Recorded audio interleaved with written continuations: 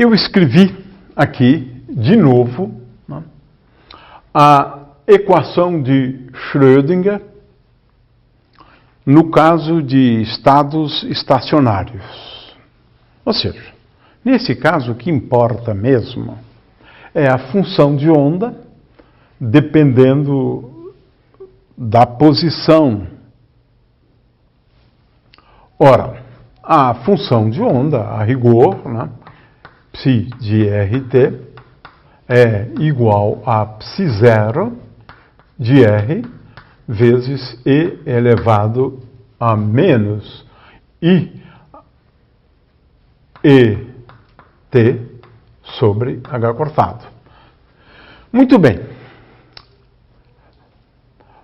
Que tipo de informação podemos extrair a partir da determinação da função de onda? Porque eu posso colocar isso aqui como sendo apenas um problema de natureza matemática. A saber, determine a função que satisfaz esta equação. Esse é um problema, né? Um problema matemático. Mas se você tiver a função de onda, aí a questão é o que você pode inferir a partir dela. Qual a interpretação física, né, dessa função aqui? Bom, vamos falar em primeiro lugar, né, sobre a interpretação probabilística, né? Ou seja, de acordo com uma escola de Copenhague, liderado por Niels Bohr, que foi um grande cientista, impulsionador, né, da mecânica quântica. Se eu considerar o módulo da função de onda ao quadrado,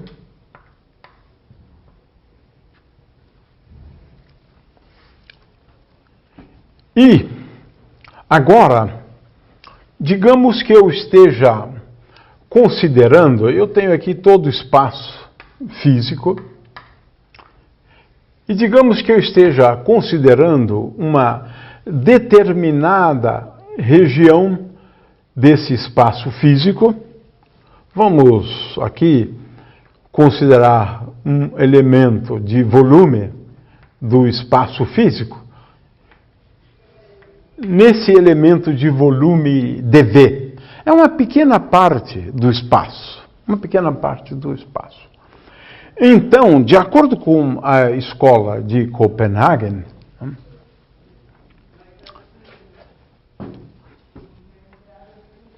a probabilidade, e agora eu coloco aqui dP para indicar isto, né? A probabilidade para você encontrar a partícula, o elétron, por exemplo, no átomo de hidrogênio, nesse elemento de volume dV, então a probabilidade, estou chamando de dP, para lembrar que estou considerando esse volume infinitesimal, dV. Portanto, a interpretação da função de onda é a seguinte: ela dá a amplitude de probabilidade, já que nós estamos falando aqui de probabilidade como sendo amplitude ao quadrado, né? Amplitude ao quadrado. Portanto, é claro que encontrar a partícula nesse elemento de volume depende do elemento de volume, é claro. Se ele for grande, a probabilidade é maior, né? Se ele for menor, a probabilidade é menor. Mas depende da função de onda ao quadrado. Depende da função de onda ao quadrado. Então, eu posso ter regiões onde praticamente a probabilidade é igual a zero de encontrar a partícula ali, devido ao comportamento da função de onda. E tem regiões onde eu tenho uma enorme chance de encontrar a partícula.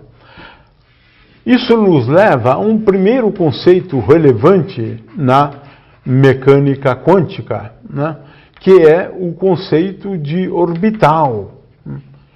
Eu posso fazer uma representação no espaço dos pontos onde a partícula tem maior probabilidade de ser encontrada. Veja, no caso, o orbital, ele é ou seria algo análogo à órbita, por isso tem esse nome, órbita e orbital. Por quê?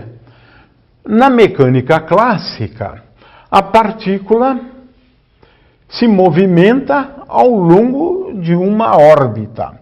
Ela só pode ser encontrada nesses pontos aqui, da órbita da partícula. Aqui, é claro que a gente pode dizer que ela pode ser encontrada em 95% dos casos numa região do espaço, que é o orbital. É claro que ela pode ter uma probabilidade maior de ser encontrada, por exemplo, numa região, num elemento de volume aqui, nesse outro elemento de volume aqui, né? O fato é que a probabilidade é diferente, dependendo do ponto do espaço. Em algumas regiões, a probabilidade de encontrar partícula é maior. Em outras é menor. Isso nos leva, então, ao conceito de orbital para substituir o conceito de órbita, do ponto de vista da mecânica quântica. É claro que, se eu quiser determinar a probabilidade, né, de encontrar a partícula em todo o espaço, né, isto aqui é igual à integral de dp, que é a mesma coisa de módulo de π0 de r ao quadrado, dv eu vou escrever como sendo d3r, né? Ora, mas é claro que, tendo em vista a interpretação probabilística da função de onda, a probabilidade de encontrá-la em qualquer lugar é igual a 1. Portanto, existe aqui uma outra questão que é importante que se leve em conta, é que a integral da função de onda sobre todo o espaço certamente é igual a 1. Porque ou a partícula existe ou não existe. Se ela existe, em algum lugar do espaço, ela há de ser encontrada. Portanto, 1 é igual a módulo de π0 de r ao quadrado d3r. Essa condição, muitas vezes, é conhecida como condição de normalização da função de onda. Ela sempre tem que obedecer esta condição aqui. Afinal de contas, a partícula está em algum lugar. Uma outra coisa que a gente gostaria de chamar a atenção é que, a partir da função de onda, a gente determina não só, né, a probabilidade de encontrar a partícula, podemos considerar a questão dos orbitais e assim por diante, né? Mas o fato é que, a partir da função de onda, a gente pode obter alguma coisa como valores médios ou valores esperados, né, de grandezas físicas, né? Por exemplo, o raio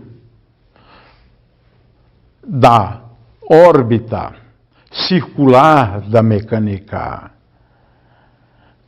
clássica é análogo ao que nós chamamos de valor esperado da distância da partícula até o centro de forças, né? De forma que, por exemplo, o valor esperado de R, né, se pode obter a partir, Porque são valores médios, já que eu tenho aqui uma função de distribuição, de distribuição de probabilidades. Consequentemente, por exemplo, a distância média da partícula, né, até o centro de forças, até a origem, por exemplo, pode ser determinada a partir do seguinte tipo de integral, ou da seguinte integral, psi0 de r ao quadrado vezes r vezes d3r. Veja que aqui eu coloco agora o r na integral, né? Se eu quiser, por exemplo, o valor esperado de r ao quadrado, eu vou colocar r ao quadrado aqui. É nesse ponto aqui que eu coloco o r ao quadrado. Se eu quiser saber, não um momento, porque nem sempre é possível determinar, não é possível determinar a posição e o momento ao mesmo tempo. Mas eu posso pensar assim, na determinação, né, do valor esperado ou da média do momento da partícula. Né? Posso calcular o P, né, ao quadrado. Né? A gente vai depois dar as regras, né, para determinarmos o valor esperado de P, o valor esperado de P ao quadrado, que agora envolve derivadas, né? Mas a gente não vai escrever isto agora. O fato é que a função de onda, em última análise, ela tem uma interpretação probabilística. E essa interpretação probabilística, ela me leva ao conceito de orbitais e, sendo uma função de distribuição, eu posso calcular valores médios ou valores esperados das grandezas físicas, né? Por exemplo, o valor esperado de R vai me levar a um número que basicamente corresponde, na teoria clássica, ao raio da partícula, por exemplo, se o movimento fosse um movimento circular, né? Finalmente, nós queremos chamar a atenção para o fato de que, usualmente, a gente usa essa equação, antes de mais nada, para determinar os valores possíveis da energia. De forma que a equação de Schrödinger, ela é útil para determinação da função de onda, que tem uma interpretação probabilística, e ela também é relevante, porque essa é uma das melhores aplicações da função de onda. Ela nos permite determinar o espectro, e é isso que é importante, espectro de energia, não? Ou o espectro envolvendo as energias. Então, espectro das energias. Temos várias energias possíveis, né, em função da energia potencial, o tipo de energia potencial.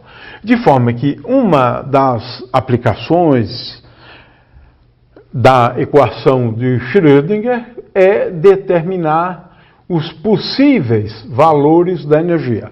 Em geral, esse espectro, no caso de uma partícula, é um espectro discreto.